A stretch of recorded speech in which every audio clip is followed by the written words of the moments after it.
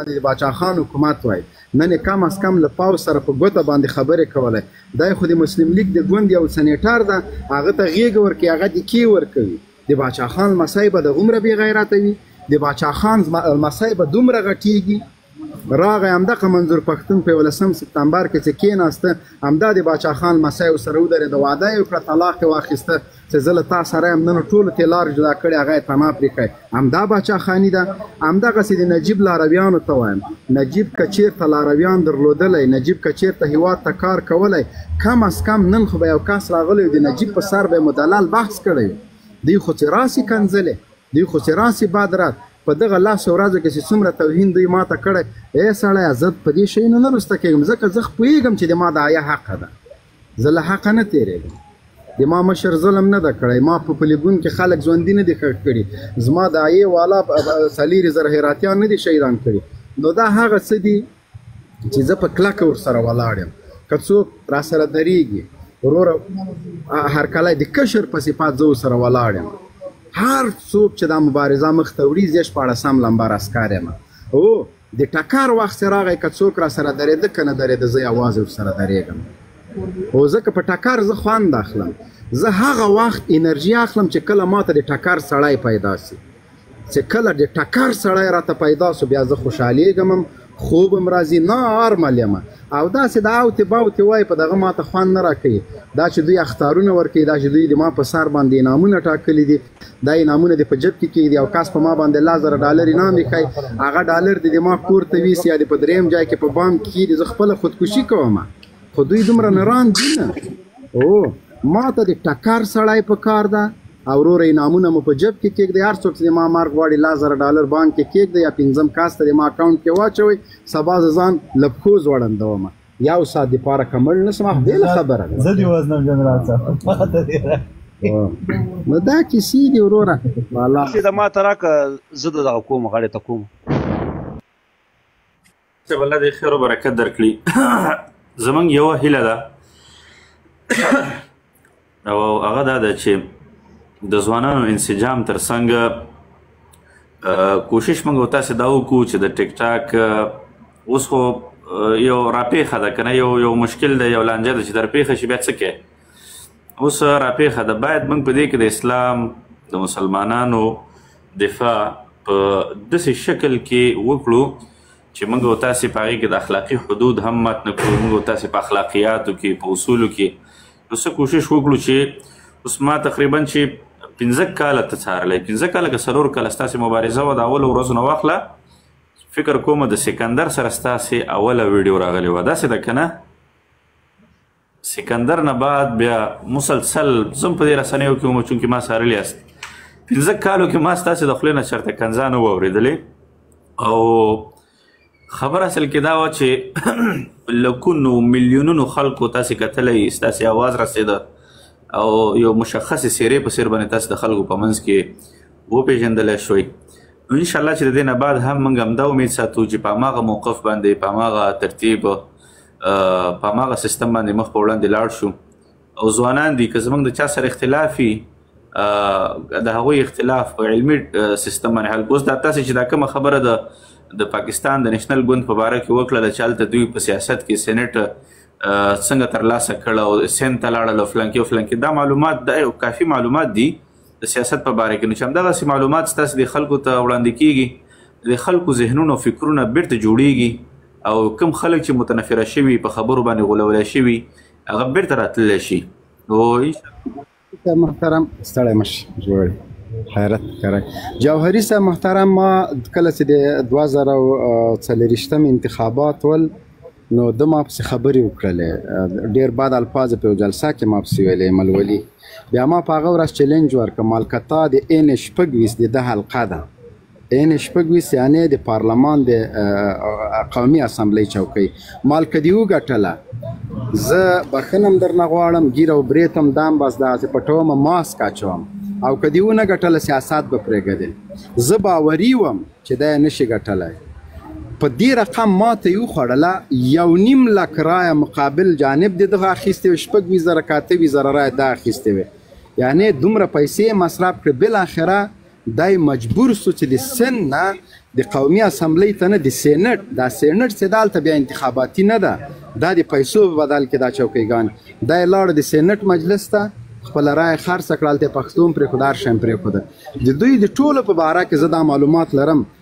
په د باچا خان په ټول جدوجهد کې د 100 کالو یا 80 کالو دوی یو ځل د پاکستان د صوبایي اسمبلی چوکۍ حکومت ګټلی چې هغه هم هغه بد وحشت سوی ده په پښتنو باندې چې نه وزیرستان نه باجوړ نه سوات دا ټول دوی له فاو سره یو ځای شو دغه اسپندیار ولی کلن په دغه الفاظ ویلې چې زه د فاو د عملیاتو حمایت کوم په دغه سیمو کې د ضرب اعظم په نامه چې دوی کوم وحشت او جنایت وکړه په کوزو پښتنو باندې دغه نېشنل پارټۍ په څنګ کې ولاړو دغه د عدم تشدد والا یو څوک چې د عدم تشدد نعره ووهي دا داسې یو مثال لري فرض مثال یو سړی وایي زه د جنګ خلاف یم خو ټوپک نه ورسره چې ټوپک په لاس ورغی له یو مخې انسانان وژني دغه د باچا خان دعویدارانو دغه د عدم تشدد دعویدارانو په الله قسم د پښتنو داسې وینې تویې کړې داسې عزتونه د پښتنو لوټ کړل چې 10 میلیونه پښتانه یوازې په کیمپونو کې مهاجر شول دا د 2007 نه نیولې چې کله د دوی حکومت راغی له 2007 نه تر 2010 پورې د باچا خان حکومت د باچا خانی والته بیا له هغه نه وروسته دوی نه په صوبایي اسمبلی کې نه په قومي اسمبلی دوی وزیر اعلی په مردان کې د قومي اسمبلی چوکۍ وبایلله وزیر اعلی د یوه صوبې دا قومي اسمبلی چوکۍ دوی وبایلله د دوی چې څومره په قومي او په صوبایي اسمبلی کې سیټونه وو یو سیټ دوی نه ده کټلی باوجود د ده پلار د ایملولي او په خپله ایملولي چوکۍ ونه ګټله څو ځله انتخابات وسول ام جمعیت ته ګټلي دي ام عمران خان ته ګټلي یو ماشوم ته نه وګټه نو دا د باچا خاني دعوی دي همدغسې دغه اوس دا سیکولران دا د لر او د بر نارې چې وهي دوی ته اسانه کار ده بس افغان ده نجیب را مخکې که امان الله خان را مخکې که د ځوانانو احساسات په چلنج کې واچوه ما حسیب ته چلنج ورکړم الراځه په نجیب غږیږو که چېرته نجیب پلار تا پیژنده زه تا ته نګونی در کوم ځکه نجیب د موږ د قوم سړی د احمدزی ده موږ یې جنازه وړې ده د موږ د قوم مشر نعیم کوچای چې کله دی په کابل کې په دار سو د جنازه واخیسته او په خپل پلرني ټاټوبه کې ښخ کړه موږ د جنازې د کاروان خلک یو زه نجیب پیژنم ځکه زما د کور 10 غړي په ژوندي ورک کړي دي نو دوی راځي په نجیب باندې ننګ کوي زه چې د نجیب په جنایتونو خبرې کوم دا زما مسلم حق ده زما د فامیل 10 غړي په شهادت رسولي ورک کړي دي زه د هغه مور بچی یم چې زما مور یو ورور درلوده د حزب الله په نامه باندې او پلار یو تر ننه پورې موږ اډوکو پسې ګرځو چې یوه نښه پیدا شي اته خویندې ته بې وروره کوه جرم یم چې شاید د افغانستان بانک کې کار کوه داسې هم نه و چې مجاهد و دوی د کمونیزم او د خلقي په نامه باندې بیا د بیرغ د افغانستان هغه بولي نشان بولي د افغانیت نشان بولي دغه نجیب سور بیرغ درلوده که درې رنګه بیرغ درلوده خو سالم بحث دوی درته کوي نه دوی د احساساتي کې بس د شهید ټاپي دي تاسو ورکئ قسم نجیب ته چې په شهادت باور درلوده د کور کالي ډوډۍ نارې وهلې نو دا خبرې دي چې هغه احساساتي کې دوی سړی راجي کې احساساتو کې دغه کارمال دغه حفیظ الامین بسم الله یې ویلې خندلې وایي بسم الله را یاد دارم نن دوی راجګېږي موږ ته د انسانیت درس راکوي هغه څوک چې ژوندي ترخه اوس که زه په کمونیزم هم غږېږم دوی وایي چې دا کار مه کوه ته به غږېږې ته به طالب ته ته به ملا ته ته به عالم ته ته به هغه چا ته چې هلته یو خیریه بنسټ لري په سیاست کې کار نه لري هغه به هم ته وحشي او دهشتګر بولې هره ټاپه به پې لګې وژنې به او زه به د خپل مظلومیت غږ نه سم جګولی که د دغه خلکو په وړاندې ونه درېږي قسم په خدای همدغه خلک چې دا اوس یې غلاوې کړي دا اوس اپارتمانونه لري دا د تا په سر باندې بله ورځ قهرمانان تېروي دا لرې نه ده دا خو افغانستان ده دوی په ټول عمر باندې افغانستان نه ده لیدلی نه کمونیزم پیژني نه خپل قهرمانان پیژني د مجاهد زوی راجګېږي هغه د کمونیزم تعریف کوي وایي د ما پلار بد کړي چې جهاد یې کړی ده ولې چې دا فکري جګړه مونږ پرېښې ده فکری روزنه مو پرېښې ده څنګه یو مجاهد خپل د پلار قاتل ته قهرمان وایي دا خو موږ مقصر یو جوهر صاحب اول ته بیا زه یم بیا د موږ علما چې په منبر باندې درېږي یوازې د اسقاط خبرې کوي یوازې د زکات خبرې کوي، یوازې د حج خبرې کوي، مونږ په هیڅ شي باندې نور نه خبروي. په دغه منبر باندې چې کینی دوی دغه زکات خیرات سقات په دې باندې غږیږي او د ما ځوان کول د ما ځوان فکر لاړ پردیو لاسو ته واچوه. دوی همیش په مرداباد او په زنده‌باد باندې خبرې کوي، په دې باندې خبرې نه کوي. ته ورځ د افغانستان 90% خلکو نه پوښتنه وکړه د پیغمبر صلی الله علیه وسلم پلار نه پیژني، 4-5 صحابه او نمونه یې نه دي زده. ولې مقصر څوک دي؟ خو تر ټولو زیات جماعتونه په افغانستان کې دي. ولې یو ځوان د هندوستان شاهرخ خان پیژني، خالد بن ولید نه پیژني؟ ولې څوک امام ابو حنیفه نه پیژني؟ ولې نن دویمه او دریمه کلمه زموږ بچي نشي ویلی؟